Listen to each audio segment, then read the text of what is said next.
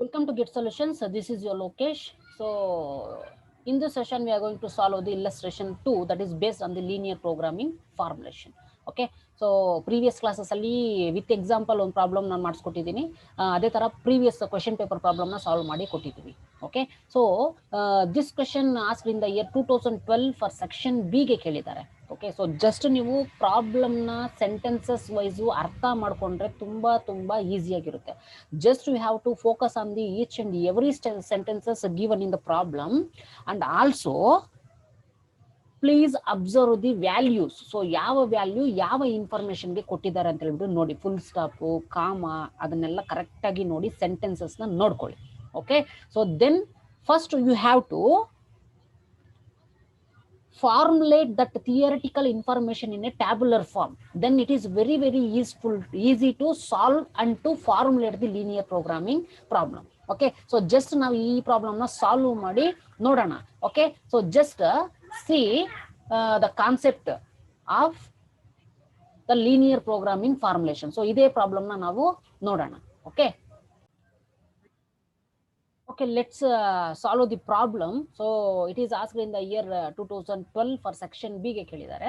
So previous problems na ಯಾವ ತರ ನೀವು ಓದಿ ಅರ್ಥ ಮಾಡ್ಕೊಂಡು that is how to identify the objective function and how to identify the constraints in the problem, given problem, and how to form or how to formulate the non-negative function ಅಂತ ಹೇಳ್ಬಿಟ್ಟು ನೀವು identify ಮಾಡ್ಕೊಂಡು ಮತ್ತೆ ನಿಮ್ಗೆ idea ಇದೆ ಯಾವ ತರ ನಾವು ಫಾರ್ಮುಲೇಷನ್ ಮಾಡೋದು, ಯಾವ ತರ ನಾವು ಆಬ್ಜೆಕ್ಟಿವ್ ಫಂಕ್ಷನ್ ನ ಮತ್ತೆ ಕನ್ಸ್ಟೆಂಟ್ಸ್ ನಾವು ಐಡೆಂಟಿಫಿಕೇಶನ್ ಮಾಡೋದು, ಅದನ್ನೆಲ್ಲ ನೀವು ಐಡಿಯಾ ಇದೆ. ಓಕೆ. ಸೊ ಅದನ್ನ ನೀವು ತಲೆಯಲ್ಲಿ ಇಟ್ಕೊಂಡು ಪ್ರಾಬ್ಲಮ್ ನ ಸಾಲ್ವ್ ಮಾಡ್ತಾ ಬರಬೇಕು. So first you have to convert this theoretical information into tabular form. Okay. So ಈಗ ನಾವು ಕನ್ವರ್ಟ್ ಮಾಡಿ ನೋಡ್ಕೊಳ್ಳೋಣ. ಸೊ ಜಸ್ಟ್ ನನಗೆ ಟೇಬಲ್ಸ್ನ ಆಸ್ ಇಟ್ ಈಸ್ ಎಷ್ಟು ಬೇಕು ಅಂತ ಹೇಳ್ಬಿಟ್ಟು ಎಕ್ಸಾಕ್ಟ್ ಆಗಿ ಹೇಳೋದಕ್ಕಾಗಲ್ಲ. ಸೊ ಜಸ್ಟ್ ಇಷ್ಟು ಹಾಕೊಂಡಿರ್ತೀನಿ. Okay. So let's solve the problem by reading. Okay. So read out ಮಾಡಿಕೊಂಡು ಪ್ರಾಬ್ಲಮ್ನ ಸಾಲ್ವ್ ಮಾಡಿ ನೋಡೋಣ ಏನಿದೆ ಪ್ರಾಬ್ಲಮ್ ಅಲ್ಲಿ ಅಂತ ಹೇಳ್ಬಿಟ್ಟು. Okay. So just observe a firm manufactures headache pills in 2 sizes. So ಹೆಡ್ಏಕ್ಗೆ ಟ್ಯಾಬ್ಲೆಟ್ಸ್ನ ಪ್ರೊಡಕ್ಷನ್ ಮಾಡ್ತಾ ಇದೆ ಅಥವಾ ಮ್ಯಾನುಫ್ಯಾಕ್ಚರ್ ಮಾಡ್ತಾ ಇದೆ. ಅದು ಯಾವ ಸೈಜ್ ಅಂತ ಹೇಳಿದ್ರೆ ಸೈಜ್ ಎ ಮತ್ತೆ ಸೈಜ್ ಬಿ ಅಂತ ಹೇಳ್ಬಿಟ್ಟು ಕೊಡ್ತಿದ್ದಾರೆ. ಓಕೆ. ಸೊ ಇಲ್ಲಿ ನಾನು ಏನ್ ಮಾಡ್ತೀನಿ ಅಂತ ಹೇಳಿದ್ರೆ ಸೊ ಹೆಡ್ಏಕ್ ಪಿಲ್ಸ್ ಅಂತ ಹೇಳ್ಬಿಟ್ಟು ಟೈಪ್ ಮಾಡ್ಕೊಳ್ತೀನಿ. Okay. So heading, so headache pills ಎಷ್ಟು ಸೈಜ್ ಅಲ್ಲಿ ಇದೆ ಅಂತ ಹೇಳಿದ್ರೆ ಸೈಜ್ ಎ ಮತ್ತೆ ಸೈಜ್ ಬಿ ಅಂತ ಹೇಳ್ಬಿಟ್ಟು ಕೊಟ್ಕೊಳ್ಳೋಣ. Okay. So this is the general information given in the problem.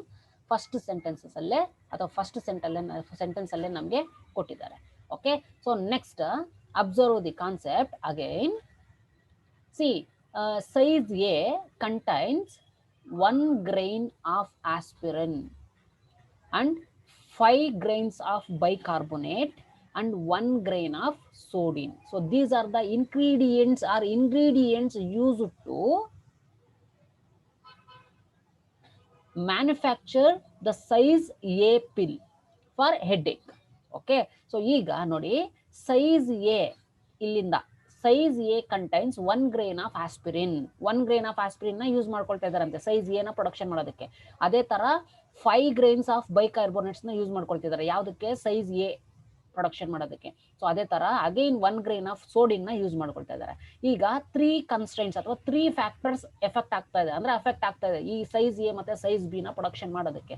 Okay. So ಅದನ್ನ ಯಾವ ತರ ನಾವು ಬರ್ಕೊಳ್ಳೋದು ಅಂತ ಹೇಳ್ಬಿಟ್ಟು ನಾವು ನೋಡೋಣವಾ. ಓಕೆ. ಸೊ ಫಸ್ಟ್ ಯಾವ ಒಂದು ಕನ್ಸ್ಟೆಂಟ್ ದಟ್ ಈಸ್ ಆಸ್ಪಿರಿನ್ ಅಂತ ಹೇಳ್ಬಿಟ್ಟು ತಗೊಳ್ಳೋಣ. Okay. So aspirin. So second one ಯಾವುದು ಬೈಕಾರ್ಬೋನೇಟ್ ಅಂತ ಇದೆ. Okay. So bicarbonate. Okay. Third one ಯಾವ್ದಿದೆ ಸೋಡಿನ್ ಅಂತ ಹೇಳ್ಬಿಟ್ಟು ಇದೆ. ಓಕೆ. ಸೊ ಸೋಡಿನ್. ಓಕೆ. ಸೋಡಿನ್ ಅಂತ ಹೇಳ್ಬಿಟ್ಟು ಇದೆ. ಈಗ 3 ಫ್ಯಾಕ್ಟರ್ಸ್ ಈ ಸೈಜಸ್ ಅಂದ್ರೆ ಈ ಸೈಜ್ ಹೆಡ್ಏಕ್ ಪಿಲ್ಸ್ ನ ಮ್ಯಾನುಫ್ಯಾಕ್ಚರ್ ಮಾಡೋದಕ್ಕೆ ಎಫೆಕ್ಟ್ ಆಗ್ತಿದೆ ಅಂತ ಹೇಳ್ಬಿಟ್ಟು ನಾವು ಅನ್ಕೊಳ್ಳೋಣ. ಓಕೆ. ಸೊ ಈಗ ನೋಡಿ a firm manufactures headache pills in 2 sizes. 2 sizes ಅಲ್ಲಿ ಹೆಡ್ಏಕ್ ಪಿಲ್ಸ್ ನ ಮ್ಯಾನುಫ್ಯಾಕ್ಚರ್ ಮಾಡ್ತಾ ಇದೆ. ಟ್ಯಾಬ್ಯುಲರ್ ಫಾರ್ಮ್ ಅಲ್ಲಿ ಬರ್ಕೊಂಡಿದೀವಿ. Okay. Next A contains 1 grain of aspirin. Okay. So A contain 1 grain of aspirin. So tabular form ಅಲ್ಲಿ ಯಾವ ತರ ಬರ್ಕೊಳ್ಳಿದೆ ಅಂತ ನಿಮಗೆ ಐಡಿಯಾ ಗೊತ್ತಿದೆ ಫಸ್ಟೇ. Okay. So 1 grain A contain ಈ ಸೈಜ್ ಎ ಮ್ಯಾನುಫ್ಯಾಕ್ಚರ್ ಮಾಡ್ಬೇಕಂತ ಹೇಳಿದ್ರೆ ಆಸ್ಪಿರಿನ್ ಎಷ್ಟು ಗ್ರೈನ್ಸ್ ಬೇಕಂತೆ 1 ಗ್ರೈನ್ ಅಂತ ಹೇಳ್ಬಿಟ್ಟು ಹೇಳ್ತಿದ್ದಾರೆ. ಸೊ ಅದನ್ನ ಇಲ್ಲಿರೋದನ್ನೇ ನಾನು ಇಲ್ಲಿ ಬರ್ಕೊಂಡಿರೋದು ಅಷ್ಟೇ. Don't get confusion with this information. Okay, so size A contains 1 grain of aspirin. So similarly 5 grains of bicarbonate. Bicarbonate size ಏನ ಮ್ಯಾನುಫ್ಯಾಕ್ಚರ್ ಮಾಡೋದಕ್ಕೆ ಬೈಕಾರ್ಬೋನೇಟ್ ಎಷ್ಟು ಬೇಕಂತೆ, ದಟ್ ಈಸ್ 5 grains ಅಂತ ಹೇಳ್ಬಿಟ್ಟು ಹೇಳಬಹುದು. ನೆಕ್ಸ್ಟ್ ಸೋಡಿನ್ ಎಷ್ಟು ಗ್ರೈನ್ಸ್ ಬೇಕು, 1 grain. ಸೊ ಸೋಡಿನ್ 1 grains ಅಂತ ಹೇಳ್ಬಿಟ್ಟು ಹೇಳಬಹುದು. Okay, so next okay C it is found by uses that it require at least 12 grains of aspirin. Okay, so ಇದರಿಂದ ಏನು ಗೊತ್ತಾಗಿದೆ ಅಂತ ಹೇಳಿದ್ರೆ ಈ ಸಿಚುವೇಶನ್ ಅಲ್ಲಿ it is found by or it is identified that the uses that it requires at least 12 grains. So ಈ grains ಅಥವಾ aspirin, bicarbonate, ಸೋಡಿನ್ಸ್ ನ ನಾವು ಈ ಸೈಜಸ್ ಅಲ್ಲಿ ಮ್ಯಾನುಫ್ಯಾಕ್ಚರ್ ಮಾಡಬೇಕು ಅಂತ ಹೇಳಿದ್ರೆ ಆಸ್ಪಿರಿನ್ ಅಟ್ಲೀಸ್ಟ್ ಎಷ್ಟು ಯೂಸ್ ಮಾಡ್ಬೇಕು ಅಂತ ಹೇಳ್ಬಿಟ್ಟು ಹೇಳ್ತಾ ಇದ್ದಾರೆ, 12 grains ನ ಯೂಸ್ ಮಾಡ್ಬೇಕು ಅಂತ ಹೇಳ್ಬಿಟ್ಟು ಹೇಳ್ತಿದ್ದಾರೆ. ಓಕೆ, ಸೊ ಇಲ್ಲಿ ಟೋಟಲ್ ಆಸ್ಪಿರಿನ್ ಹತ್ರ ಹಾಕೊಳ್ಳೋಣ ನಾವು, ಬಟ್ ಬಿ ಇನ್ಫಾರ್ಮೇಶನ್ ಬಗ್ಗೆ ಇಲ್ಲಿ ಎಲ್ಲೂ ಹೇಳ್ತಾ ಇಲ್ಲ. ಸೊ ಟೋಟಲ್ ಆಸ್ಪಿರಿನ್ ಬಗ್ಗೆ ಹೇಳ್ತಿದ್ದಾರೆ. ಅಟ್ಲೀಸ್ಟ್ ಆಸ್ಪಿರಿನ್ ಎಷ್ಟು ಗ್ರೈನ್ಸ್ ಯೂಸ್ ಮಾಡ್ಬೇಕು ಅಂತ ಹೇಳ್ಬಿಡ್ತಿದ್ರೆ, ದಟ್ ಈಸ್ 12 grains ಅಷ್ಟು ಯೂಸ್ ಮಾಡ್ಕೋಬೇಕು ಅಂತ ಹೇಳ್ಬಿಟ್ಟು ಹೇಳ್ತಿದ್ದಾರೆ. ಅಟ್ಲೀಸ್ಟ್ 12 grains ಅಂತ ಹೇಳ್ಬಿಟ್ಟು. Next 74 grains of bicarbonate. At least ನೋಡಿ, ಅಟ್ಲೀಸ್ಟ್ 12 grains ಆಫ್ ಆಸ್ಪಿರಿನ್ ಇಲ್ಲಿ ಬರ್ಕೊಂಡಿದೀವಿ. Similarly at least 74 grains of bicarbonate. So bicarbonate ಎಷ್ಟು, 74 grains ಆಫ್ ಬೈಕಾರ್ಬೋನೇಟ್ ಯೂಸ್ ಮಾಡಬೇಕು ಅಂತ ಹೇಳ್ಬಿಟ್ಟು ಹೇಳ್ತಿದ್ದಾರೆ. ಈ ಅಟ್ಲೀಸ್ಟ್ ಅನ್ನೋದು ಎಲ್ಲದಕ್ಕೂ ಎಫೆಕ್ಟ್ ಆಗ್ತಾ ಇದೆ. Okay, so next and 24 grains of ಸೋಡಿನ್. ಸೊ 24 grains ಆಫ್ ಸೋಡಿನ್ ನ ಯೂಸ್ ಮಾಡ್ಕೋಬೇಕು ಅಂತ ಹೇಳ್ಬಿಟ್ಟು ಹೇಳ್ತಾ ಇದ್ದಾರೆ. ಸೊ ನಿಮ್ಗೆ ಕನ್ಫ್ಯೂಷನ್ಸ್ ಆಗುತ್ತೆ ಅಂತ ಹೇಳಿದ್ರೆ ಈ ಅಟ್ಲೀಸ್ಟ್ ನ ಬೇಕಾದ್ರೆ ಇಲ್ಲೂ ಬರ್ಕೊಳ್ಳಿ, ಏನು ಪ್ರಾಬ್ಲಮ್ ಇಲ್ಲ. Okay, no issues. ನಿಮ್ಗೆ ಕನ್ಫ್ಯೂಷನ್ ಆಗೋದಿಲ್ಲ ಅಂತ ಹೇಳಿದ್ರೆ ನಿಮ್ಗೆ ಯಾವ ತರ ಕನ್ವೀನಿಯಂಟ್ ಇರುತ್ತೋ ಆ ತರ ಬರ್ಕೊಳ್ಳಿ. ಓಕೆ, ಸೊ ಇಲ್ಲಿ ಅಟ್ಲೀಸ್ಟ್ ಅನ್ನೋದು ತುಂಬಾ ಇಂಪಾರ್ಟೆಂಟ್. ಯಾಕೆ ಅಂತ ಹೇಳ್ಬಿಟ್ಟು ನೆಕ್ಸ್ಟ್ ಫಾರ್ಮುಲೇಷನ್ ಮಾಡುವಾಗ ಹೇಳ್ಕೊಡ್ತೀನಿ. ಓಕೆ, ಸೊ ನೆಕ್ಸ್ಟ್ ಸೋಡಿನ್ for providing immediate effect. So next full stop ಆದ್ಮೇಲೆ it is required to determine. So in this problem particularly we are going to determine the least number of pills a patient should take get immediate relief. So ಈಗ ಹೆಡ್ಏಕ್ಗೆ ಈ 2 sizes ಅಲ್ಲಿ manufacture ಮಾಡ್ತಾ ಇದ್ದಾರೆ pills ನ. Okay, so tablets ನ manufacture ಮಾಡ್ತಾ ಇದ್ದಾರೆ. ಸೊ ನಾವು ಇಲ್ಲಿ ಪೇಷಂಟ್ಸ್ಗೆ ಅಂದ್ರೆ ಏನ್ ಆಬ್ಜೆಕ್ಟಿವ್ ಇದೆ ಅಂತ ಹೇಳಿದ್ರೆ, ಯಾವ ಒಂದು ಆಬ್ಜೆಕ್ಟಿವ್ ಅಥವಾ ಯಾವ ಪೇಷಂಟ್ಸ್ಗೆ ನಾವು ಈ ಟ್ಯಾಬ್ಲೆಟ್ಸ್ ನ ಕೊಡಬೇಕು, ಬಟ್ ಆದಷ್ಟು ಕಡಿಮೆ ಕೊಡಬೇಕು. ನೋಡಿ, the least number of pills a patient should take get immediate relief. Okay, so ಈಗ ಈ ಇಂಗ್ರೀಡಿಯೆಂಟ್ಸ್ ನ ಯೂಸ್ ಮಾಡಿ ಈ ಸೈಜಸ್ ಅಲ್ಲಿ ಮ್ಯಾನುಫ್ಯಾಕ್ಚರ್ ಮಾಡ್ತಾ ಇದ್ದಾರೆ. ದಟ್ ಈಸ್ ಆಸ್ಪಿರಿನ್ ನ ಯೂಸ್ ಮಾಡ್ಕೊಳ್ತಾ ಇದ್ದಾರೆ, ಬೈಕಾರ್ಬೋನೇಟ್ ನ ಯೂಸ್ ಮಾಡ್ತಾ ಇದ್ದಾರೆ, ಸೋಡಿನ್ ನ ಯೂಸ್ ಮಾಡ್ಕೊಳ್ತಾ ಇದ್ದಾರೆ. ಇದನ್ನ ಯೂಸ್ ಮಾಡ್ಕೊಂಡು ಈ 2 ಸೈಜಸ್ ಅಲ್ಲಿ ಮ್ಯಾನುಫ್ಯಾಕ್ಚರ್ ಮಾಡ್ತಾ ಇದ್ದಾರೆ. ಇಲ್ಲಿ ಆಬ್ಜೆಕ್ಟಿವ್ ಏನಂತ ಹೇಳಿದ್ರೆ, ಎಷ್ಟು ಸಾಧ್ಯ ಆಗುತ್ತೋ ಅಷ್ಟು ಕಡಿಮೆ ಸೈಜ್ ಅಲ್ಲಿ ಕಡಿಮೆ ಮೆಡಿಸಿನ್ ಬಂದ್ಬಿಟ್ಟು ಹೆಡ್ಏಕ್ಗೆ ಕೊಟ್ಟು ಇಮಿಡಿಯೇಟ್ ಆಗಿ ರಿಲೀಫ್ ಆಗುವಂಗೆ ಪೇಷಂಟ್ಗೆ ನಾವು ನೋಡ್ಕೋಬೇಕು ಅಂತ ಹೇಳಿದ್ರೆ, the objective of this particular situation is to minimise the number of pills. ಅಂದ್ರೆ ಎಷ್ಟು ಸಾಧ್ಯ ಆಗುತ್ತೋ ಅಷ್ಟು ಕಡಿಮೆ ನಂಬರ್ ಆಫ್ ಪಿಲ್ಸ್, ಕಡಿಮೆ ಸೈಜಸ್ ಆದ್ರೂ ಆಗ್ಲಿ ಕಡಿಮೆ ಟ್ಯಾಬ್ಲೆಟ್ಸ್ ನ ನಾವು ಕೊಡಬೇಕು. ಯಾಕಂತ ಹೇಳಿದ್ರೆ ತುಂಬಾನು ತಿನ್ನೋದಕ್ಕಾಗೋದಿಲ್ಲ ಅಲ್ವಾ. So the major objective is to minimise the number of pills ಅಂತ ಹೇಳ್ಬಿಟ್ಟು ತಗೋಬಹುದು. ಈಗ ಪ್ರೀವಿಯಸ್ ಪ್ರಾಬ್ಲಮ್ಸ್ ಅಲ್ಲಿ ನಮಗೆ ಇನ್ಫಾರ್ಮೇಶನ್ಸ್ ಯಾವ ತರ ಇತ್ತು ಅಂತ ಹೇಳಿದ್ರೆ, ಕಾಸ್ಟ್ ಇನ್ಫಾರ್ಮೇಶನ್ ಕೊಡ್ತಾ ಇದ್ರು, ನೆಕ್ಸ್ಟ್ ಪ್ರಾಫಿಟ್ ಇನ್ಫಾರ್ಮೇಶನ್ಸ್ ನ ಕೊಡ್ತಾ ಇದ್ರು ಅಲ್ವಾ. So cost information and profit information ನ ಕೊಡ್ತಾ ಇದ್ರು. ಸೊ ಈಗ ಕಾಸ್ಟ್ ಇನ್ಫಾರ್ಮೇಶನ್ ಮತ್ತೆ ಪ್ರಾಫಿಟ್ ಇನ್ಫಾರ್ಮೇಶನ್ಸ್ ಕೊಡ್ತಾ ಇದ್ದೋದ್ರಿಂದ ನಿಮ್ಗೆ ಈಸಿ ಆಗ್ತಾ ಇತ್ತು. ಆಬ್ಜೆಕ್ಟಿವ್ ಏನು ಅಂತ ಹೇಳಿದ್ರೆ, ಕಾಸ್ಟ್ ಇನ್ಫಾರ್ಮೇಶನ್ ಕೊಟ್ಟರೆ ಕಾಸ್ಟ್ ಐಡೆಂಟಿಫಿಕೇಶನ್ ಮಾಡ್ಕೊಂಡ್ಬಿಡ್ತಾ ಇದ್ರಿ.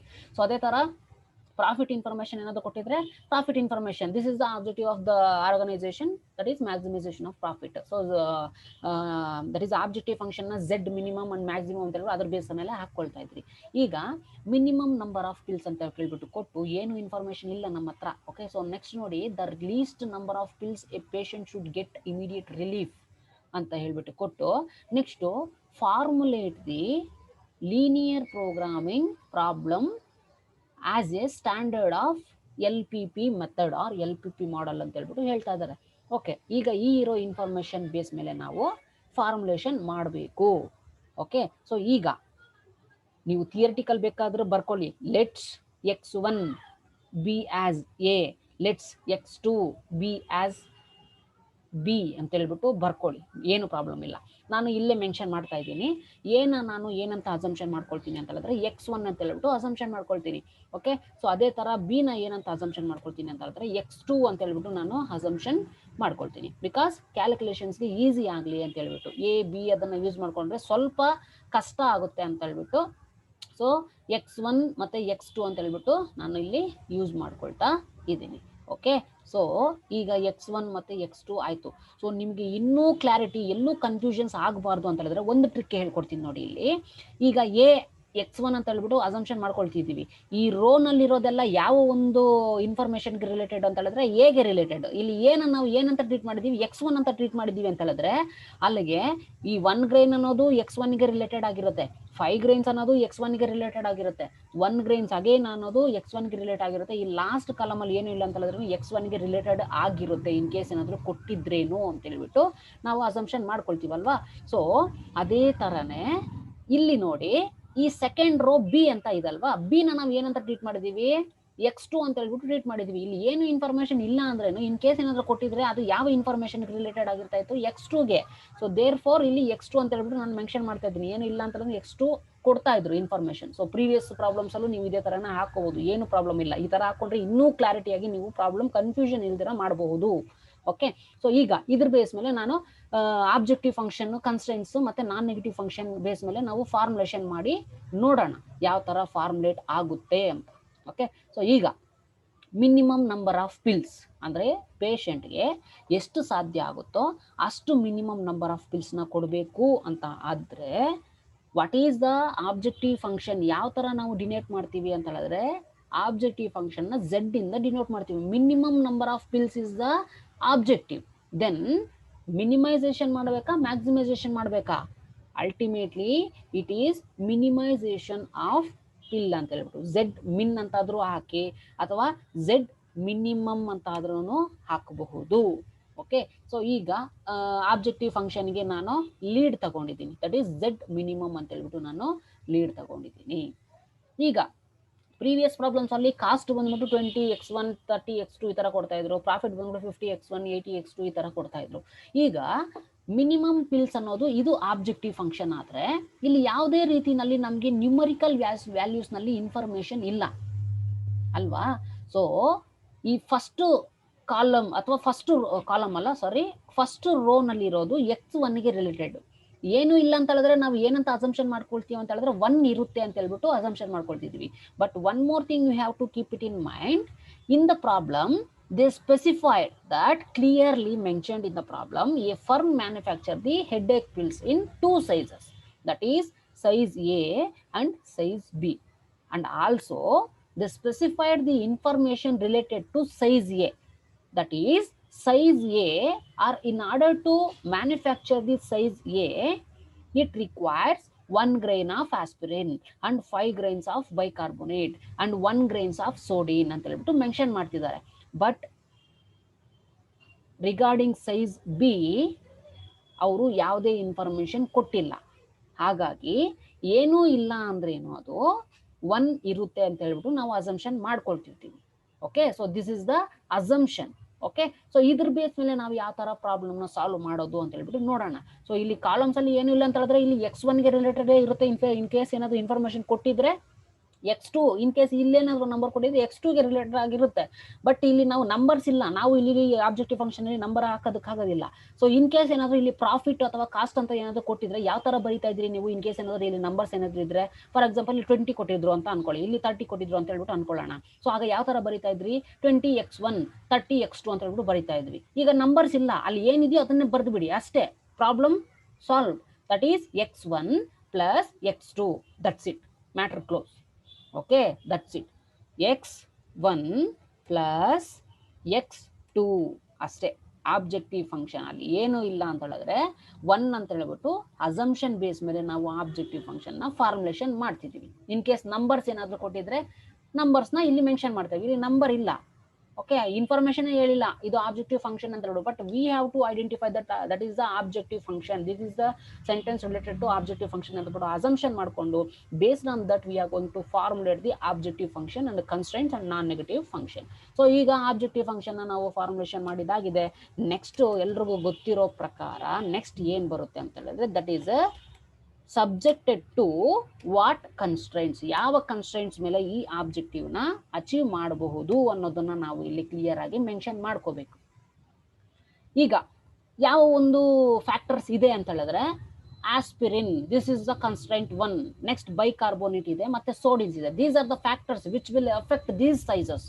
ಸೊ ಈ ಸೈಜಸ್ ನಾವು X1 ಅಥವಾ X2 ಅಂತ ಹೇಳ್ಬಿಟ್ಟು ನಾವು ಐಡೆಂಟಿಫೈ ಮಾಡ್ಕೊಂಡಿದ್ದೆ. ಆದ್ರೆ ಈ ಆಸ್ಪಿರಿನ್ ಅನ್ನೋದು ಫಸ್ಟ್ ಕನ್ಸ್ಟ್ರೆಂಟ್ ಆಗುತ್ತೆ, ಬೈಕಾರ್ಬೋನೇಟ್ ಅನ್ನೋದು ಸೆಕೆಂಡ್ ಕನ್ಸ್ಟ್ರೆಂಟ್ ಆಗುತ್ತೆ, ಸೋಡಿನ್ ಅನ್ನೋದು ಥರ್ಡ್ ಕನ್ಸ್ಟ್ರೆಂಟ್ ಆಗುತ್ತೆ. ಓಕೆ, ಸೊ ಈಗ ಆಸ್ಪಿರಿನ್ ಅನ್ನೋದನ್ನ ನಾನು C1 ಅಂತ ಹೇಳ್ಬಿಟ್ಟು ಇಲ್ಲಿ ಮೆನ್ಷನ್ ಮಾಡ್ಕೊಂಡಿದ್ದೀನಿ. ಓಕೆ, ಯಾಕಂದ್ರೆ ಈಸಿ ಆಗುತ್ತೆ ಅಂತ ಹೇಳ್ಬಿಟ್ಟು ನಾನು ಇಲ್ಲೇ ಮೆನ್ಷನ್ ಮಾಡ್ತಾ ಇರೋದು. ನಿಮಗೂ ಅಷ್ಟೇ ಈಸಿ ಅಂತ ಅನ್ಸಿದ್ರೆ ಇಲ್ಲೇ ಮೆನ್ಷನ್ ಮಾಡ್ಕೊಳ್ಳಿ, ಏನು ಪ್ರಾಬ್ಲಮ್ ಆಗೋದಿಲ್ಲ. Okay, just mention in pencil. Okay, so ಈ ಆಸ್ಪಿರಿನ್ ಅನ್ನೋದು C1 ಅಂತ ಹೇಳಿದ್ರೆ ಬೈಕಾರ್ಬೋನೇಟ್ ಅನ್ನೋದು ಏನು C2 ಅಂತ ಅಂದ್ರೆ ಕನ್ಸ್ಟ್ರೈಂಟ್ ನಂಬರ್ 2 ಅಂತ ಹೇಳ್ಬಿಟ್ಟು ನಾನು ಮೆನ್ಷನ್ ಮಾಡ್ಕೊಳ್ತಾ ಇದ್ದೀನಿ ಅಷ್ಟೇ. Okay, so 2. ಸೊ ಸಿಮಿಲರ್ಲಿ ಸೋಡಿನ್ that is constraint number 3. Okay, so after mentioning the constraint 1 and constraint 2 and constraint 3 regarding aspirin and bicarbonate and sodium, then you have to formulate based on these constraint in a constraint function. Okay, so let's see how to solve the and how to formulate these constraint in subjected constraints. Okay, now see how to formulate this constraint into the mathematical function. Okay, so constraint number 1 ಯಾವ ತರ solve ಮಾಡೋದು? ಈಗ first ಬಂದ್ಬಿಟ್ಟು aspirin ಅಂತ ಹೇಳ್ಬಿಟ್ಟು ನಾವು ತಗೊಳ್ಳೋಣ. Okay, so ಈಗ ನೋಡಿ X1 X2 ಈ ತರ ಹಾಕೋದ್ರಿಂದ ಯಾವ ತರ ಈಸಿ ಆಗುತ್ತೆ ಅಂತ ಹೇಳಿದ್ರೆ ಅದೇ ತರ ನಾವು ಜನರಲ್ ಆಗಿ ಹೇಳ್ಬಿಡ್ಬೋದು. X1 ಅಂತ ಹೇಳಿದ್ರೆ 1X1 ಪ್ಲಸ್ X2, ಇಲ್ಲಿ ಏನು ಇಲ್ಲ, ನಂಬರ್ ಇಲ್ಲ. ಓಕೆ, ಇನ್ ಕೇಸ್ ನಂಬರ್ ಇದ್ದಿದ್ರೆ ಫಾರ್ ಎಕ್ಸಾಂಪಲ್ 20 ಇದ್ದಿದ್ರೆ 20X2 ಅಂತ ಹೇಳ್ಬಿಟ್ಟು ಹೇಳ್ತಾ ಇದ್ವಿ. ಇಲ್ಲಿ ಏನು ಇಲ್ಲದೆ ಇರೋ ಕಾರಣ X2 ಅಂತ ಹೇಳ್ಬಿಟ್ಟು ಅಸಂಪ್ಷನ್ ಮಾಡ್ಕೊಂಡು ಹಾಕೊಳ್ತಿದೀವಿ. ಓಕೆ, ಸೊ ಇಲ್ಲಿ ಕೇರ್ಫುಲ್ ಆಗಿ ಅಬ್ಸರ್ವ್ ಮಾಡ್ಕೋಬೇಕು. ಅವರು ಸೈಜಸ್ A B ಎರಡೂ ಹೇಳಿದ್ದಾರೆ, ಬಟ್ B ಬಗ್ಗೆ ಯಾವುದೇ ಇನ್ಫಾರ್ಮೇಶನ್ ಇಲ್ಲ. ಸೊ ಹಾಗಾಗಿ 1 ಇರುತ್ತೆ ಅಂತ ಹೇಳ್ಬಿಟ್ಟು ಅಸಂಪ್ಷನ್ ಮಾಡ್ಕೊಳ್ತಿದ್ವಿ. ಇಲ್ಲ ಅಂತ ಬಿನೇ ಇಲ್ಲ ಅಂತ ಬಿ ಸೈಜ್ ಹೇಳೇ ಇಲ್ಲ, ಒಂದೇ ಸೈಜ್ ಹೇಳಿದಾರೆ ಅಂತ ಹೇಳಿದ್ರೆ ಎ ಮಾತ್ರ ಒಂದೇ ಕನ್ಸ್ಟೆಂಟೇ ಬರ್ತಾ ಇತ್ತು. Okay, so based on that you have to formulate the linear programming problem. It is very important. Okay, so ಈಗ ಫಸ್ಟ್ ಕನ್ಸ್ಟೆಂಟ್ ಯಾವ ತರ ಸಾಲ್ವ್ ಮಾಡೋದು ಅಂತ ಹೇಳಿದ್ರೆ 1X1 ಪ್ಲಸ್ X2 ಅಟ್ಲೀಸ್ಟ್ ಅಂತ ಹೇಳ್ಬಿಟ್ಟು ಕೊಟ್ಟಿದ್ದಾರೆ. ಸೊ ಇದಕ್ಕೆ ನಾನು ಸ್ಪೆಸಿಫಿಕೇಶನ್ ಕೊಡ್ತೀನಿ. ಯಾಕೆ ಗ್ರೇಟರ್ ದ್ಯಾನ್, ಯಾಕೆ ಲೆಸ್ ದ್ಯಾನ್, ಯಾಕೆ ಈಕ್ವಲ್ಸ್, ಯಾಕೆ ಸಿಂಬಲ್ಸ್ನ ನಾವು ಯೂಸ್ ಮಾಡಬೇಕು, ಸೈನ್ಸ್ನ ಯಾವ ಥರ ಯೂಸ್ ಮಾಡಬೇಕು ಅನ್ನೋದು ಸ್ಪೆಸಿಫಿಕೇಶನ್ ಕೊಡ್ತೀನಿ. ಓಕೆ, ಸೊ ಈಗ ಫಸ್ಟ್ ಸಾಲ್ವ್ ಮಾಡಿ ನೋಡಿ. X1 ಪ್ಲಸ್ X2 ಇದು ಕಾಮನ್ ಆಗಿ ನಮಗೆ ಕನ್ಸ್ಟೆಂಟ್ಸ್ ಅಲ್ಲಿ ಬಂದೇ ಬರುತ್ತಲ್ವಾ. ಸೊ ಆಗ ನಂಬರ್ ಯಾವ್ದು ಯೂಸ್ ಮಾಡಬೇಕು ಅನ್ನೋದು ಮೇನ್. ಸೊ ಈಗ ಆಸ್ಪಿರಿನ್ ಕನ್ಸ್ಟೆಂಟ್ ನಂಬರ್ 1 ಯೂಸ್ ಮಾಡ್ತಾ ಇದ್ದೀನಿ, 1X1 ಪ್ಲಸ್ X2 ಅಲ್ವಾ. ಸೊ ಇಲ್ಲಿ ಜಸ್ಟ್ ನಾನು 1 ಅಂತ ಮೆನ್ಷನ್ ಮಾಡ್ತಾ ಇದ್ದೀನಿ. ಓಕೆ, ಸೊ ಜಸ್ಟ್ 1 ಅಂತ ಹೇಳ್ಬಿಟ್ಟು ಮೆನ್ಷನ್ ಮಾಡ್ತೀನಿ. ಸೊ ಆಯ್ತು, ಇಷ್ಟ ಆದ್ಮೇಲೆ ಅಟ್ಲೀಸ್ಟ್ 12 ಗ್ರೇನ್ಸ್ ಅಂತ ಹೇಳ್ಬಿಟ್ಟು ಹೇಳ್ತಿದ್ದಾರೆ. ಓಕೆ, ಸೊ ಇಲ್ಲಿ ಜನರಲ್ ಆಗಿ ಈಗ ನೋಡಿ ನಾವು ಯಾವ ತರ ನಾವು ಥಿಂಕ್ ಮಾಡ್ತೀವಿ. ಸೊ ಇದು ಕಾಮನ್ ಕ್ಯಾರೆಕ್ಟರಿಸ್ಟಿಕ್ಸ್ ಅಷ್ಟೇ, ಇದ್ರ ಬೇಸ್ ಮೇಲೆ ನಾವು ಥಿಂಕ್ ಮಾಡಬೇಕು ಅನ್ನೋದು. ಈಗ ಈ ಪ್ರಾಬ್ಲಮ್ ಅಲ್ಲಿ ಅಥವಾ ಒಂದು ಸಿಚುವೇಶನ್ಸ್ ಅಲ್ಲಿ ಮಿನಿಮಮ್, ಓಕೆ ಏನಂತ ಕೊಡೋಣ, okay, use minimum quantity, use minimum quantity ಅಂತ ಹೇಳ್ಬಿಟ್ಟು ಕೊಡ್ತಿದ್ದೀನಿ. ಓಕೆ, ಮಿನಿಮಮ್ ಕ್ವಾಂಟಿಟಿ ಇಷ್ಟಾದ್ರೂ ಯೂಸ್ ಮಾಡಿ ಅಂತ ಹೇಳ್ಬಿಟ್ಟು ಹೇಳ್ತಾ ಇದ್ದಾಗ ಆ ಸಿಚುವೇಶನ್ಸ್ ಅಲ್ಲಿ ಯಾವ ಸಿಂಬಲ್ನ ಯೂಸ್ ಮಾಡಬಹುದು? ಮಿನಿಮಮ್. ಓಕೆ, ಫಾರ್ ಎಕ್ಸಾಂಪಲ್ 100 ಯೂನಿಟ್ಸ್ನ ನಾನು ನಿಮಗೆ ಕೊಟ್ಟಿರ್ತೀನಿ. ಓಕೆ, ಇಲ್ಲ ಜನರಲ್ ಆಗಿ ಎಕ್ಸಾಂಪಲ್ ಕೊಡ್ತೀನಿ. ಸೊ ಇಂಟರ್ನಲ್ ಮಾರ್ಕ್ಸ್ ಬಂದ್ಬಿಟ್ಟು ನಿಮಗೆ PG ನಲ್ಲಿ 30 ಮಾರ್ಕ್ಸ್ ಇದೆ ಅಲ್ವಾ. ಓಕೆ, ಸೊ ಮಿನಿಮಮ್ 25 ನೀವು ಸ್ಕೋರ್ ಮಾಡಲೇಬೇಕು ನನ್ನ ಸಬ್ಜೆಕ್ಟ್ ಅಲ್ಲಿ ಅಂತ ಹೇಳ್ತಾ ಇದ್ದೀನಿ ಅಂತ ಆದ್ರೆ ಆಗ ನಿಮಗೆ ಅವಕಾಶ ಎಲ್ಲಿವರೆಗೂ ಇದೆ? 30ವರೆಗೂ ಇದೆ. 30ವರೆಗೂ ಸ್ಕೋರ್ ಮಾಡಿ ಅಂತ 30ವರೆಗೂ ಸ್ಕೋರ್ ಮಾಡಬಹುದು ಅಲ್ವಾ.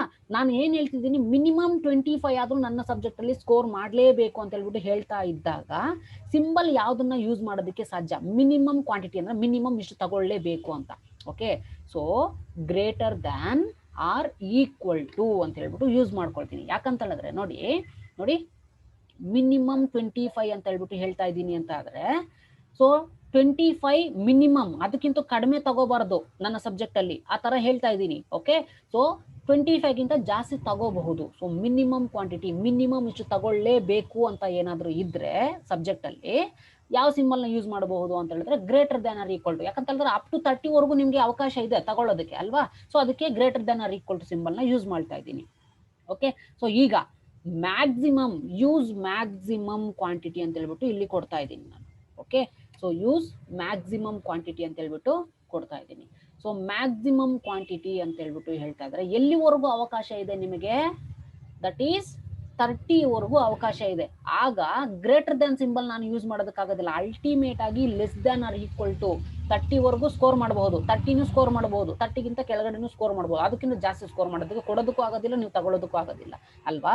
So maximum available internal marks ಎಷ್ಟು? 30. ಅದಕ್ಕಿಂತ ಕಡಿಮೆನೆ ಬರಬೇಕು, ಇಲ್ಲ ಅದಕ್ಕೆ ಈಕ್ವಲ್ ಆಗಿ ಬರಬೇಕು. ಸೊ ಮ್ಯಾಕ್ಸಿಮಮ್ ಕ್ವಾಂಟಿಟಿ ಅಂತ ಏನಾದ್ರು ಇದ್ರೆ ಯೂಸ್ ಅಟ್ಲೀಸ್ಟ್ ಮ್ಯಾಕ್ಸಿಮಮ್ ಕ್ವಾಂಟಿಟಿ ಅಂತ ಬರೋದಿಲ್ಲ. The maximum quantity of units ಅಂತ ಏನಾದ್ರು ಪ್ರಾಬ್ಲಮ್ ಅಲ್ಲಿ ಕೊಟ್ರೆ ಆಗ less than or equal to 30 ಅಂತ ಹೇಳ್ಬಿಟ್ಟು ನಾವು ಯೂಸ್ ಮಾಡ್ಕೊಳ್ತೀವಿ. ಓಕೆ. ಸೊ ಇದು ಡಿಫ್ರೆನ್ಶಿಯೇಷನ್. ಗ್ರೇಟರ್ ದ್ಯಾನ್ ಯಾವಾಗ ಯೂಸ್ ಮಾಡಬೇಕು, ಲೆಸ್ ದ್ಯಾನ್ ಯಾವಾಗ ಯೂಸ್ ಮಾಡಬೇಕು ಅಂತ. Okay. So similarly observe here at least ಅಂತ ಹೇಳ್ಬಿಟ್ಟು ಇಲ್ಲಿ ಕಾನ್ಸೆಪ್ಟ್ ಕೊಟ್ಟಿದ್ದಾರೆ. ಏನಿದು ಅಟ್ಲೀಸ್ಟ್ ಅಂತ ಇದ್ರೆ? Okay. So at least also says that, so ಇಲ್ಲಿ ಅಟ್ಲೀಸ್ಟ್ ಅಂತ ಹೇಳಿದ್ರೆ ಅಟ್ಲೀಸ್ಟ್ 25 ಆದ್ರೂ ತಗೊಳ್ಳಿ, ಮಿನಿಮಮ್ ಅಷ್ಟಾದ್ರೂ ತಗೊಳ್ಳಿ, ಮಿನಿಮಮ್ ಅಷ್ಟಾದ್ರೂ ಯೂಸ್ ಮಾಡ್ಕೊಳ್ಳಿ ರಿಸೋರ್ಸಸ್ನ ಅಂತ ಹೇಳ್ಬಿಟ್ಟು. ಸೊ ಅಟ್ಲೀಸ್ಟ್ ಅಂತ ಇದ್ರೆ ನಮಗೆ greater than or equal to symbol ಬರುತ್ತೆ ಅಂತ ಹೇಳ್ಬಿಟ್ಟು. ಓಕೆ. ಸೊ ನಾನು ಪ್ರಾಬ್ಲಮ್ ಅಲ್ಲಿ, ಪ್ರೀವಿಯಸ್ ಪ್ರಾಬ್ಲಮ್ಸ್ ಅಲ್ಲಿ ನಿಮಗೆ greater than or equal to symbol ಯಾವ ತರ ತೋರಿಸಿದ್ದೆ ಅಂತ ಹೇಳಿದ್ರೆ, so greater than, okay, so ಈ ತರ ತೋರಿಸಿದ್ದೆ. ಸೊ ನಾನು ಇಲ್ಲಿ ಪ್ರಾಬ್ಲಮ್ಸ್ ಅಲ್ಲಿ ಇಲ್ಲಿ ಬರೆಯುವಾಗ ಈ greater than or equal to ಈ ತರ ಬರ್ತೀನಿ. ಯಾಕಂತ ಹೇಳಿದ್ರೆ ಪದೇ ಈ ತರ ಯೂಸ್ ಮಾಡೋದಕ್ಕೆ ಸ್ವಲ್ಪ ಕಷ್ಟ ಆಗುತ್ತೆ. ಓಕೆ. ಸೊ ಅದಕ್ಕಾಗಿ ನಾನು ಗ್ರೇಟರ್ ದ್ಯಾನ್ ಈಕ್ವಲ್ ಟು ಈ ತರ ಬರ್ಕೊಳ್ತೀನಿ. ಇಲ್ಲಿ ನೀವು ಎಕ್ಸಾಮ್ ಅಲ್ಲಿ ಬರೆಯುವಾಗ ಅಥವಾ ನೋಟ್ಸ್ ಅಲ್ಲಿ ಬರೆಯುವಾಗ ಇದೇ ತರನೇ ಬರ್ಕೊಳ್ಳಿ. Greater than or equal to symbol or less than or equal to symbol ಇದೇ ತರನೇ ಬರ್ಕೊಳ್ಳಿ. ಓಕೆ. ಈಗ ಗೊತ್ತಾಯ್ತಲ್ವಾ ಮಿನಿಮಮ್ ಅಂದ್ರೆ ಯಾವ ಸಿಂಬಲ್ ಯೂಸ್ ಮಾಡಬೇಕು, ಮ್ಯಾಕ್ಸಿಮಮ್ ಅಂದ್ರೆ ಯಾವ ಸಿಂಬಲ್ ನ ಯೂಸ್ ಮಾಡ್ಕೋಬೇಕು ಅಂತ ಹೇಳ್ಬಿಟ್ಟು. Okay. So similarly we have to use at least ಅಂತ ಹೇಳಿದ್ರೆ ನಾವು ಯಾವ್ದನ್ನ ಯೂಸ್ ಮಾಡ್ಕೊಳ್ತೀವಿ? So greater than or equal to, at least ಅಷ್ಟನ್ನಾದ್ರೂ ಯೂಸ್ ಮಾಡ್ಕೊಳ್ಳಿ, ಇಲ್ಲ ಅಂದ್ರೆ ಅದಕ್ಕಿಂತ ಜಾಸ್ತಿ ಅವೈಲಬಲ್ ರಿಸೋರ್ಸಸ್ ಇದೆ ಅದನ್ನ ಯೂಸ್ ಮಾಡ್ಕೊಳ್ಳಿ ಅಂತ ಹೇಳ್ಬಿಟ್ಟು ಹೇಳ್ಬೋದು. ಬಟ್ ಅಟ್ಲೀಸ್ಟ್ ಅದನ್ನ ಇಷ್ಟು ಕ್ವಾಂಟಿಟಿ ಅಂತ ಫಿಕ್ಸ್ ಮಾಡಿರ್ತಾರೆ, ಅಷ್ಟನ್ನ ಯೂಸ್ ಮಾಡ್ಕೋಬೇಕು. ಓಕೆ. ಸೊ ಹಾಗಾದ್ರೆ ಆಸ್ಪಿರಿನ್ ಅನ್ನೋದು ಟೋಟಲ್ ಅಟ್ಲೀಸ್ಟ್ ಗ್ರೈನ್ಸ್ ಎಷ್ಟು ಯೂಸ್ ಮಾಡ್ಕೋಬೇಕಂತೆ? X1 ಮತ್ತು X2 ನಲ್ಲಿ 12 ಗ್ರೈನ್ಸ್ ಆದ್ರೂ ಯೂಸ್ ಮಾಡ್ಕೋಬೇಕು ಅಂತ ಹೇಳ್ಬಿಟ್ಟು ಹೇಳ್ತಿದ್ದಾರೆ. ಅದಕ್ಕಿಂತ ಜಾಸ್ತಿ ಯೂಸ್ ಮಾಡ್ಕೋಬಹುದು ಅಂತ ಹೇಳಿದ್ರೆ ಇಲ್ಲಿ ನೆಕ್ಸ್ಟ್ ಸಿಂಬಲ್ ಏನ್ ಬರುತ್ತೆ? That is greater than or equal to symbol ಬರುತ್ತೆ. ಅಷ್ಟೇ ಡಿಫ್ರೆನ್ಸ್. ಓಕೆ. ಸೊ ಈಗ ಡೌಟ್ ಕ್ಲಿಯರ್ ಆಗಿದೆ ಅಂತ ಹೇಳ್ಬಿಟ್ಟು ಅನ್ಕೊಳ್ಳೋಣ. ಸೊ ಈಗ greater than or equal to symbol ನ ಯೂಸ್ ಮಾಡ್ಕೊಳ್ತಾ ಇದೀವಿ. ಅಟ್ಲೀಸ್ಟ್ 12 ಗ್ರೈನ್ಸ್ ಅಂತ ಹೇಳಿದ್ರೆ ಈಕ್ವಲ್ ಸಿಂಬಲ್ ಹೇಳುತ್ತೆ, ಅದಕ್ಕಿಂತ ಜಾಸ್ತಿ ಅಂತ ಹೇಳಿದ್ರೆ ಗ್ರೇಟರ್ ದ್ಯಾನ್ ಸಿಂಬಲ್ ಹೇಳುತ್ತೆ ಅಷ್ಟೇ. Okay. So greater than or equal to symbol ನ ಯೂಸ್ ಮಾಡ್ಕೊಳ್ಳಿ. ಓಕೆ. ಸೊ ಟೋಟಲ್ ಎಷ್ಟು ಗ್ರೈನ್ಸ್ ಇದೆ? 12 ಗ್ರೈನ್ಸ್. ಅದ್ರ ಬೇಸ್ ಮೇಲೆ ಅಂದ್ರೆ ಟೋಟಲ್ ಅಷ್ಟು ಗ್ರೈನ್ಸ್ ಅಂತ ಹೇಳಿದ್ರೆ ಅಟ್ಲೀಸ್ಟ್ ಅದನ್ನ ಯೂಸ್ ಮಾಡ್ಕೊಳ್ಳಿ, ಅದಕ್ಕಿಂತ ಜಾಸ್ತಿ ಯೂಸ್ ಮಾಡ್ಕೋಬಹುದು ಅಂತ ಹೇಳ್ಬಿಟ್ಟು ಹೇಳಿದ್ವಿ. ಫಸ್ಟ್ ಕನ್ಸ್ಟ್ರೈಂಟ್ ಕ್ಲೋಸ್ ಆಯ್ತು. ಸೊ ಇದು ಯಾವ ಕನ್ಸ್ಟ್ರೈಂಟು? ಕನ್ಸ್ಟ್ರೈಂಟ್ ನಂಬರ್ 1 ಅಲ್ವಾ. ಸೊ ಕನ್ಸ್ಟ್ರೈಂಟ್ ಯಾವ್ದಕ್ಕೆ ರಿಲೇಟೆಡ್ ಆಗಿದೆ? ಇದು ಆಸ್ಪಿರಿನ್ಗೆ ರಿಲೇಟೆಡ್ ಆಗಿದೆ. Okay. So first constraint close ಆಯ್ತು. ಓಕೆ. ಸೊ ಅದೇ ತರನೇ ನಾವು ನೆಕ್ಸ್ಟ್ ಕನ್ಸ್ಟ್ರೈಂಟ್ ನ ನಾವು ನೋಡೋಣ ಯಾವ ತರ ಸಾಲ್ವ್ ಮಾಡೋದು ಅಂತ ಹೇಳ್ಬಿಟ್ಟು. ಸೊ ಜಸ್ಟ್ ಇದನ್ನೇ ಕಾಪಿ ಮಾಡಿ ಇಲ್ಲಿ ಪೇಸ್ಟ್ ಮಾಡ್ಕೊಳ್ತಾ ಇದ್ದೀನಿ. ನೋಡೋಣ ಯಾವ ತರ ಸಾಲ್ವ್ ಮಾಡೋದು ಅಂತ. ಸೊ ಈಗ ಸೆಕೆಂಡ್ ಕನ್ಸ್ಟ್ರೈಂಟ್ ನೋಡಿ, ರಿಲೇಟೆಡ್ ಟು ಬೈಕಾರ್ಬೋನೇಟ್ ಅಲ್ವಾ. So bicarbonate. ಸೊ ಈಗ ಸೇಮ್ ನೋಡಿ 5x1 ಜನರಲ್ ಆಗಿ ಹೇಳ್ಬಿಡ್ಬೋದು ಈ ತರ ಬರ್ಕೊಂಡ್ರೆ 5x1 plus x2. Okay. So ಇಲ್ಲಿ 5x1 ಪ್ಲಸ್ x2 ಅಟ್ಲೀಸ್ಟ್ ಅನ್ನೋದು ಕಾಮನ್ ಆಲ್ರೆಡಿ ಹೇಳ್ಕೊಟ್ಟಿದ್ದೀನಿ. ಇಲ್ಲಿ ಜಸ್ಟ್ ಬಂದ್ಬಿಟ್ಟು 74 ಅಂತ ಹೇಳ್ಬಿಟ್ಟು ಚೇಂಜ್ ಮಾಡಿ ಇಲ್ಲಿ ಕನ್ಸ್ಟ್ರೈಂಟ್ ನಂಬರ್ 2 ರಿಲೇಟೆಡ್ ಟು ಯಾವುದು? ಬೈಕಾರ್ಬೋನೇಟ್. ಓಕೆ. ಸೊ ಬೈಕಾರ್ಬೋನೇಟ್ಗೆ ರಿಲೇಟೆಡ್ ಆಗಿದೆ ಅಂತ ಹೇಳ್ಬಿಟ್ಟು ಹೇಳಬಹುದು. ಓಕೆ. ಸೊ ಸಿಮಿಲರ್ ಆಗಿ ಥರ್ಡ್ ಕನ್ಸ್ಟ್ರೈಂಟ್ ನ ಫಾರ್ಮುಲೇಟ್ ಮಾಡೋಣ. ಯಾವ್ದ್ರದ್ದು ರಿಲೇಟೆಡ್? ಅದು ಸೋಡಿಯಂದು ರಿಲೇಟೆಡ್ ಅಲ್ವಾ. So let's solve the problem. That is formulate the third constraint. Okay. So ಇಲ್ಲಿ ನೋಡಿ ಈಸಿಯಾಗಿ ಹೇಳ್ಬಿಡಬಹುದು. That is 1x1 plus x2 greater than or equal to 24 ಅಷ್ಟೇ. Okay, so 1x1 plus x2 greater than or equal to 24.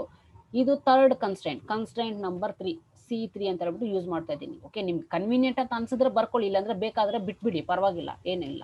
Okay, so last ಅಲ್ಲಿ ಬೇಕಾದ್ರೆ specification ಕೊಡಿ, ಯಾವುದು constraint function, ಯಾವುದು ಆಬ್ಜೆಕ್ಟಿವ್ ಫಂಕ್ಷನ್, ಯಾವುದು ನಾನ್ ನೆಗೆಟಿವ್ ಫಂಕ್ಷನ್ ಅಂತ ಹೇಳ್ಬಿಟ್ಟು. ಸೊ ಇದು ಯಾವ ಫಂಕ್ಷನ್, ಸೋಡಿನ್ ಫ್ಯಾಕ್ಟರ್ ಅಲ್ವಾ, ಅಂದ್ರೆ constraints. Okay, so constraint function ಸೋಡಿನ್. ಓಕೆ, ಸೊ ಸೋಡಿನ್ ಫಂಕ್ಷನ್. ಈಗ ನಾವು ಕನ್ಸ್ಟ್ರೈಂಟ್ಸ್ ನ ಫಾರ್ಮುಲೇಷನ್ ಮಾಡಿದ್ದು ಆಗಿದೆ. ಜಸ್ಟ್ ಈ ಸಿಂಬಲ್ಸ್ ನೆನ್ಪಿಟ್ಕೊಳ್ಳಿ, ಅಟ್ಲೀಸ್ಟ್ ಕೊಟ್ಟಾಗ ಯಾವ ಸಿಂಬಲ್ನ ಯೂಸ್ ಮಾಡ್ಕೋಬೇಕು. ಓಕೆ, ಮ್ಯಾಕ್ಸಿಮಮ್ ಕ್ವಾಂಟಿಟಿನ ಯೂಸ್ ಮಾಡೋ, ಮ್ಯಾಕ್ಸಿಮಮ್ ಇಷ್ಟು ಯೂಸ್ ಮಾಡ್ಬೇಕಂದ್ರೆ ಯಾವ ಸಿಂಬಲ್ನ, ಯಾವ ಸೈನ್ಸ್ನ ನಾವು ಯೂಸ್ ಮಾಡ್ಕೋಬೇಕು, ಮಿನಿಮಮ್ ಇಷ್ಟು ಯೂಸ್ ಮಾಡ್ಬೇಕಂದ್ರೆ ಯಾವ ಸೈನ್ಸ್ನ ಯೂಸ್ ಮಾಡ್ಕೋಬೇಕು ಅನ್ನೋದನ್ನ ನೀವು ನೋಡ್ಕೊಳ್ಳಿ. ಈಗ 3 ಕನ್ಸ್ಟ್ರೈಂಟ್ಸ್ ಬೇಸ್ ಮೇಲೇನು ನಾವು ಸಾಲ್ವ್ ಮಾಡಿದ್ದು ಆಗಿದೆ. ಓಕೆ, ಸೊ ಈಗ 3 ಕನ್ಸ್ಟ್ರೈಂಟ್ಸು ಮುಗೀತು. ನೆಕ್ಸ್ಟ್ ಲಾಸ್ಟ್ ಏನು, that is non negative function. As usual you know that non negative ಫಂಕ್ಷನ್ನ ಯಾವ ಥರ ಸಾಲ್ವ್ ಮಾಡೋದು ಅಥವಾ ಫಾರ್ಮುಲೇಟ್ ಮಾಡೋದು ಅಂತ ಹೇಳಿದ್ರೆ, that is x1, x2 always it is greater than or equal to 0 ಅಂತ ಹೇಳ್ಬಿಟ್ಟು ನಾವು ಕೊಡಬಹುದು. ಓಕೆ, ಸೊ 0 ಅಂತ ಹೇಳ್ಬಿಟ್ಟು ಕೊಡಬಹುದು. ನೋಡಿ, greater than or equal to ಸಿಂಬಲ್ನ ಯೂಸ್ ಮಾಡಿಕೊಂಡ್ರೆ ಈ ಥರ ಎಲ್ಲ ಟೈಮ್ ವೇಸ್ಟ್ ಆಗುತ್ತೆ. ಸೊ ದೇರ್ ಫೋರ್ ನಾನು ಅದಕ್ಕೆ ಅದನ್ನು ಯೂಸ್ ಮಾಡೋದಿಲ್ಲ. ಸೊ ಡೈರೆಕ್ಟಾಗಿ ಕೊಡ್ತಿರ್ತೀನಿ. ಓಕೆ, ನೀವು ಬರೆಯುವಾಗ ಜನರಲ್ ಆಗಿ ಬರ್ಕೊಳ್ಳಿ. ಓಕೆ, ಸೊ ಈಗ ನಾನ್ ನೆಗೆಟಿವ್ ಫಂಕ್ಷನ್ನು ಫಾರ್ಮುಲೇಷನ್ ಮಾಡಿದ್ದು ಆಗಿದೆ. ಬೇಕಾದರೆ ಇಲ್ಲಿ ನೀವು ಬ್ರಾಕೆಟಲ್ಲಿ ಬರ್ಕೋಬಹುದು, ನಾನ್ ನೆಗೆಟಿವ್ ಫಂಕ್ಷನ್ ಅಂತ ಹೇಳ್ಬಿಟ್ಟು ತಗೋಬಹುದು. ಓಕೆ, ಸೊ ಈಗ ಫಾರ್ಮುಲೇಷನ್ ಕ್ಲೋಸ್ ಆಗಿದೆ. ಸೊ ಇನ್ನೂ ನಿಮಗೆ ಇದರಲ್ಲಿ ಕ್ಲಾರಿಟಿ ಕೊಡ್ತೀನಿ ನೋಡಿ. ನಿಮಗೆ ಎಕ್ಸಾಮಲ್ಲಿ ಯಾವ ಥರ ಕೇಳಬಹುದು ಅಥವಾ ಗ್ರಾಫಿಕಲ್ ರೆಪ್ರೆಸೆಂಟೇಷನ್ ಅಲ್ಲಿ ಡೈರೆಕ್ಟ್ ಆಗಿ ಅವರೇ ಫಾರ್ಮುಲೇಷನ್ ಮಾಡಿ ಕೊಟ್ಬಿಡ್ತಾರೆ. ನಾವು ಜಸ್ಟ್ ಗ್ರಾಫಿಕಲ್ ಮೆಥಡಲ್ಲಿ ಫಾರ್ಮುಲೇಟ್ ಅಂದ್ರೆ ಗ್ರಾಫಿಕಲ್ ಅಲ್ಲಿ ರೆಪ್ರೆಸೆಂಟೇಷನ್ ಮಾಡೋದಷ್ಟೇ. ಈಗ ನಾನ್ ನೆಗೆಟಿವ್ ಫಂಕ್ಷನ್ ಕನ್ಸ್ಟ್ರೆಂಟ್ಸ್ ಅಂದ್ಬಿಟ್ಟು ಕೊಟ್ಟಿರ್ತಾರೆ, subjected to and objective function ಕೊಟ್ಟಿರ್ತಾರೆ. ಮಿನಿಮಮ್ ಮ್ಯಾಕ್ಸಿಮಮ್ ಮಾಡ್ಬೇಕಂತ ಹೇಳ್ಬಿಟ್ಟು, ಪ್ರಾಫಿಟ್ ಕಾಸ್ಟ್ ಅಂತ ಹೇಳ್ಬಿಟ್ಟು ಅವರೇ ಇನ್ಫಾರ್ಮೇಶನ್ ಎಲ್ಲ ಕೊಟ್ಟಿರ್ತಾರೆ. ಇಲ್ಲ ಅಂತ ಹೇಳಿದ್ರೆ ಮಿನಿಮಮ್ ಕೊಟ್ಟಿದ್ರೆ ಕಾಸ್ಟ್ ಅಂತ ಅಸಂಪ್ಷನ್ ಮಾಡ್ಕೊಳ್ಳಿ, ಮ್ಯಾಕ್ಸಿಮಮ್ ಅಂತ ಹೇಳಿದ್ರೆ ಪ್ರಾಫಿಟ್ ಅಂತ ಅಸಂಪ್ಷನ್ ಮಾಡ್ಕೊಂಡು ಗ್ರಾಫಿಕಲ್ ರೆಪ್ರೆಸೆಂಟೇಷನ್ ಮಾಡ್ಕೊಂಡು ಹೋಗಿ based on step by step. Okay, so ಇಲ್ಲಿ ನಾನ್ ನೆಗೆಟಿವ್ ಫಂಕ್ಷನ್ಸ್ನ ಇನ್ನೂ 2 ವೇಸ್ನಲ್ಲಿ ನಿಮಗೆ ಹೇಳ್ಕೊಡ್ತೀನಿ ಯಾವ ಥರ ಕೊಡಬಹುದು ಎಕ್ಸಾಮಲ್ಲಿ ಅಂತ ಹೇಳ್ಬಿಟ್ಟು. ಈಗ ಇಲ್ಲಿ x1 ಮತ್ತೆ x1, x2 greater than or equal to 0. So it is the easy way, right? So in examination they also asked and represent this non-negative function in this manner. See, x1 greater than or equal to 0, x2 greater than or equal to 0 ಈ ಥರನಾದರೂ ಕೇಳಬಹುದು ಅಥವಾ ಕೊಡಬಹುದು. Okay, so ಅದೇ ಥರ x1 plus x2 greater than or equal to 0. Okay, so ಈ ವೇಸ್ನಲ್ಲೂ ಅವರು ಕೊಡಬಹುದು. Okay, so this is the non negative function representation, different ways of non negative function representation ಅಂತ ಹೇಳ್ಬಿಟ್ಟು ಹೇಳ್ಬೋದು. ಈ ಮೆಥಡಲ್ಲಿ ಅವರು ನಾನ್ ನೆಗೆಟಿವ್ ಫಂಕ್ಷನ್ಸ್ನ ಕೇಳ್ಬೋದು. ಸೊ ಇಷ್ಟು ನೀವು ಫಾರ್ಮುಲೇಷನ್ ಮಾಡಿದ್ದೆ ಆದರೆ 5 ಮಾರ್ಕ್ಸ್ ಕಂಪ್ಲೀಟ್ ಆಗಿ ಬರುತ್ತೆ. ಓಕೆ, ಸೊ ಸಿಂಬಲ್ಸ್ನ ಮತ್ತು ಸೈನ್ಸ್ನ ನೋಡ್ಕೊಳ್ಳಿ. Okay, so that's it. So this is the actual problem. So next ಪ್ರಾಬ್ಲಮ್ನ ಡಿಸ್ಪ್ಲೇ ಮಾಡ್ತೀನಿ. So just try yourself. Okay, so next ಕ್ಲಾಸಲ್ಲಿ ನಾನು ಪ್ರಾಬ್ಲಮ್ನ ಮಾಡಿ ಕೊಡ್ತೀನಿ. ಓಕೆ, ಸೊ ಪ್ರಾಬ್ಲಮ್ನ ತಗೊಳ್ಳಿ, ಟ್ಯಾಬ್ಲರ್ ಫಾರ್ಮಲ್ಲಿ ಬೇಕಾದರೂ ತಗೊಳ್ಳಿ, ಬಟ್ ಫಾರ್ಮುಲೇಷನ್ ಮಾಡಿ ನೋಡಿ, try yourself. Okay, so ಪ್ರಾಬ್ಲಮ್ನ ತಗೊಳ್ಳಿ. So thanks for watching.